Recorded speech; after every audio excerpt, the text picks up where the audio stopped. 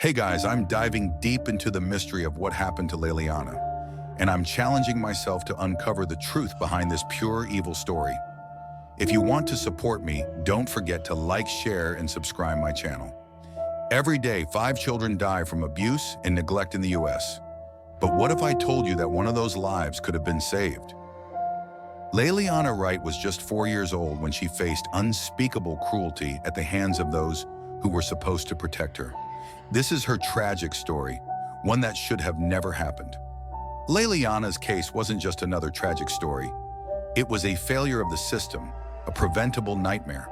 A little girl who should have been safe in loving arms instead suffered at the hands of monsters. Today, we uncover the shocking truth behind her suffering and the disturbing details that left an entire community outraged. The lifeless, cold body of 4-year-old Liana will forever remain in his memory as a sad reminder of an unfulfilled desire to help. I must honestly confess, this is one of the most tragic and horrifying cases I've ever had to tell. I need to warn you right away. People with sensitive emotional states will find this story difficult to process. A mother's love has always been considered the most sacred feeling in the world, but in this case, it transformed into its terrifying opposite: inexplicable cruelty and complete indifference to her own child's suffering. Liana came into this world on January 22, 2012, in Galveston, Texas. Her mother, Jeri Quesada, was serving a 6-year prison term at the time on charges of burglary. Little Liana was born in the prison hospital. The girl's father was Brian Maker. Liana grew up to be a happy, cheerful, and funny girl with an infectious laugh. She loved to sing, dance, and play with the chickens that her grandfather and grandmother raised in the backyard. Her favorite song was 10 Little Monkeys Jumping on the Bed.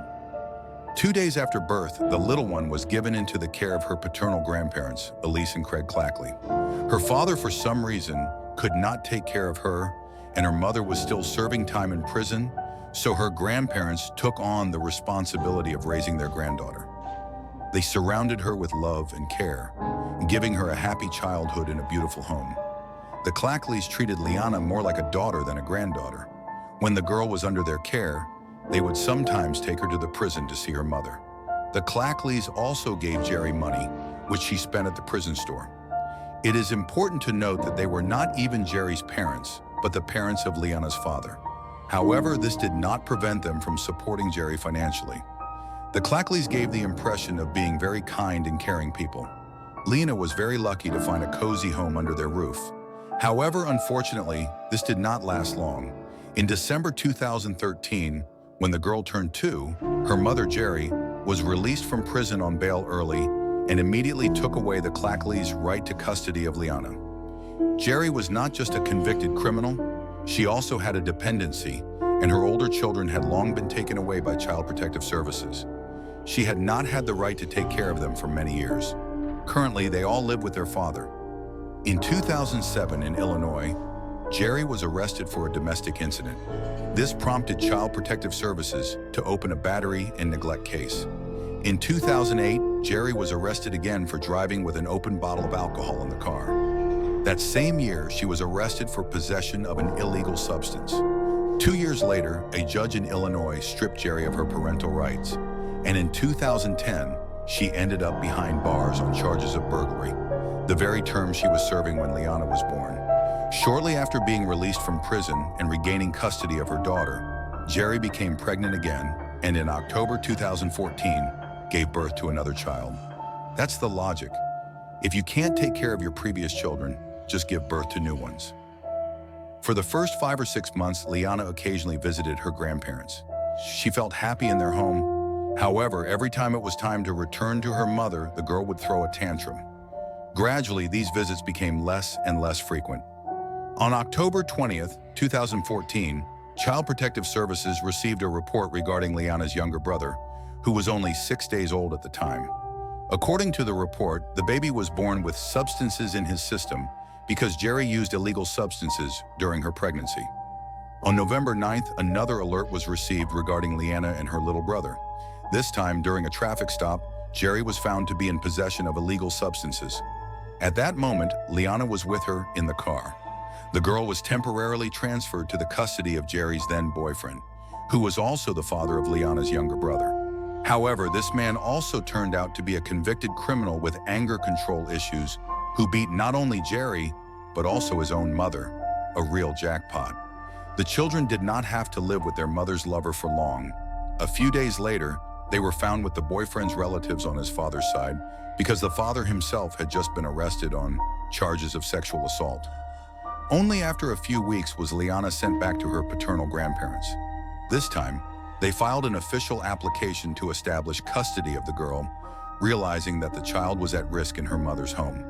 In the application, grandmother Elise wrote, "Liana's emotional state is very bad. She needs to be taken out of a dangerous environment. I beg the court to protect our granddaughter from what she is going through and facing now." She also mentioned that Jeri was using substances in the presence of both children. Ultimately, the charge of possession of substances, for which Jeri was arrested in November, only cost her a few weeks behind bars. Upon her release, she settled in her mother's house and regained custody of Liana. After Jeri's release, the Clackleys still occasionally saw their granddaughter twice a month, according to the court agreement. Representatives of Child Protective Services began visiting the home where Liana lived with her brother on a monthly basis. Then, on February 23, 2015, Liana's grandmother expressed serious concern to a Child Protective Services worker. She said that the girl came to visit them with marks on her face and an injured lip. In response, the social worker called Liana. During the conversation, the girl disclosed that her mother had caused her facial injuries. Child Protective Services received photos with evidence of the beatings. The next day, a worker went to Jeri's mother's home, where Liana was living at the time, to check on the situation. This time, the girl again confirmed to the social worker that her mother had hit her in the face, but Jeri and her mother denied causing the child any physical harm. Both women claimed that Liana was very clumsy and constantly bumped into things. During a subsequent interview, the girl told representatives of Child Protective Services that she had actually just run into a wall, which caused her lip to split. Of course, most likely the child was well instructed, because as I said, this conversation took place later. Probably the mother ordered her not to tell the truth. Therefore, the version of events changed. On April 3, 2015, the investigation was closed and any abuse was ruled out. The moment Jeri crossed the threshold of his house, the couple immediately dashed to the bathroom, and only after their chemical rituals did the woman remember to ask about Liliana. So that's how it was. She arrived, didn't see her daughter, and immediately went to satisfy her addiction without even asking where the child was. And apparently she didn't even suspect something was wrong. Finally asking about her daughter, Jeri heard from Charles that she was sitting in the pantry. When the man opened the door, the woman saw that Liliana's hands were tied behind her back with an electrical cord. The girl was bent at the waist and hanging on a rod in the air so that she could not reach the ground, and something was wrapped around her stomach. There were fresh marks on her face. Jeri ordered Charles to free her daughter, which he did. Jeri said that her daughter was conscious at the time, just saying, "I love you, Mommy," and that was it. After that, the woman brought Liliana to the kitchen and tried to feed her a peanut butter sandwich, but the girl still ate poorly. This infuriated Charles, who decided that his stepdaughter was just trying to get attention. He put on gloves, grabbed Liliana by the face, and began pouring oral rehydration solution into her. The poor child just stood silently beside her mother. Suddenly, she vomited again. Of course, Charles didn't like it. He grabbed his stepdaughter by the throat and lifted her off the ground with one hand, after which he threw the child against the drywall, leaving a dent. Next, Charles shoved Liliana back into the pantry and slammed the door. After some time, he pulled the girl out of there. She was already all wet and had vomited on herself, so Jeri decided to bathe her.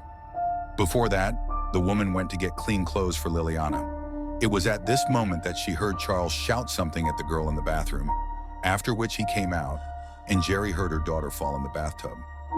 The woman said that she rushed to the bathroom and began wiping and dressing Liliana. But at that moment, the girl fainted right in her arms. Jeri tried to give her daughter mouth-to-mouth resuscitation and ordered Charles to call an ambulance.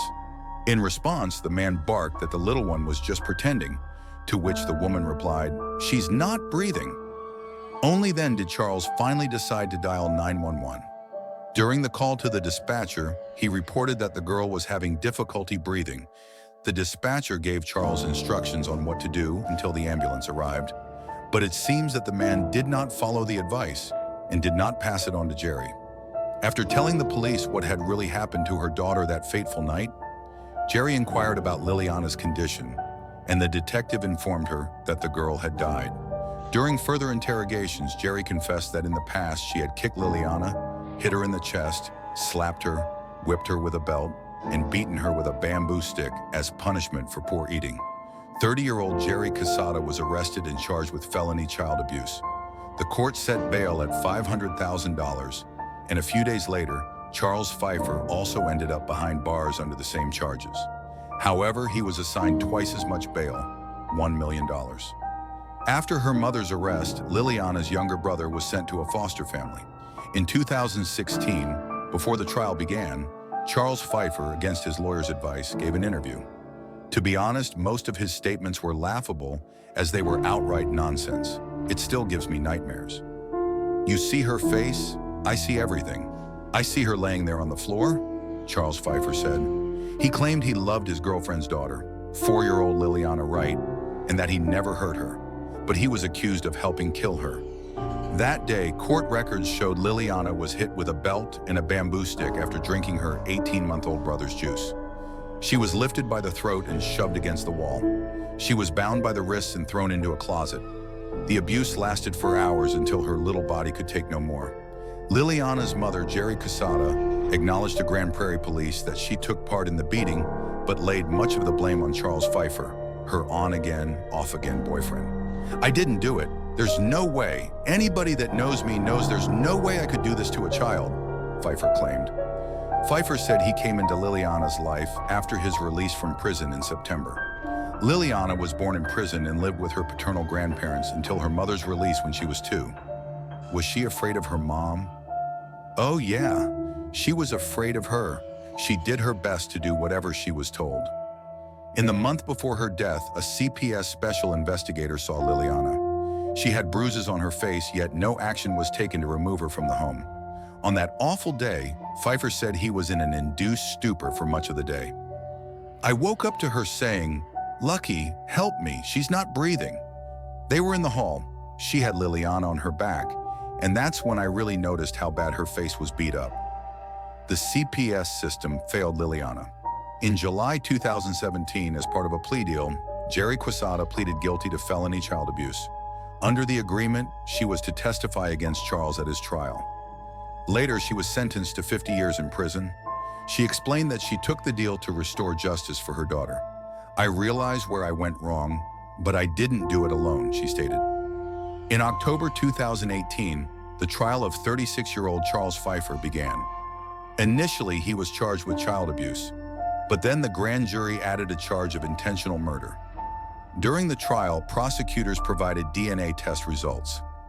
Leiliana's genetic material was found under Charles's fingernails, on a glove he used while mistreating her, and on a broken wall where she had been thrown. Photos of Leiliana's injured body shocked the jury. The medical examiner documented at least 12 distinct injuries, possibly more. Despite efforts by Charles's defense team to discredit Jeri's testimony, overwhelming evidence pointed to his guilt. At the end of the trial in October 2018, the jury found Charles Phifer guilty of intentional murder, automatically sentencing him to life imprisonment without the possibility of parole. The judge called it the most horrific case he had ever seen. What you did was unfathomable, inhuman, and savage. Hanging a little girl in a closet is savage. You should die in a locked closet. Leiliana's tragic death sparked public outrage and led to an investigation into Child Protective Services. Social workers who failed her were fired or resigned. On March 22, 2016, a memorial service was held for Leiliana Wright. Later, a candlelight vigil took place, with loved ones wearing yellow shirts that read, "Justice for Leiliana." Her story remains a painful reminder of a system that failed to protect an innocent child. May sweet Leiliana rest in peace. Imagine a little girl, barely able to speak, whispering the words, "Mommy, I love you," before being thrown against a wall for the last time. That was Leiliana's final act of innocence in a world that had forsaken her. Leiliana Wright should still be here today. Her life was stolen not just by two evil individuals, but by a system that ignored her suffering. Her story is a painful reminder of why we must do better, to speak up, to fight for those who have no voice. What do you think should have been done differently? Could Leiliana have been saved? Let me know your thoughts in the comments below. And if you want to see more cases where justice was or wasn't served, check out this next video. Thank you for watching, and let's make sure no child suffers like this again.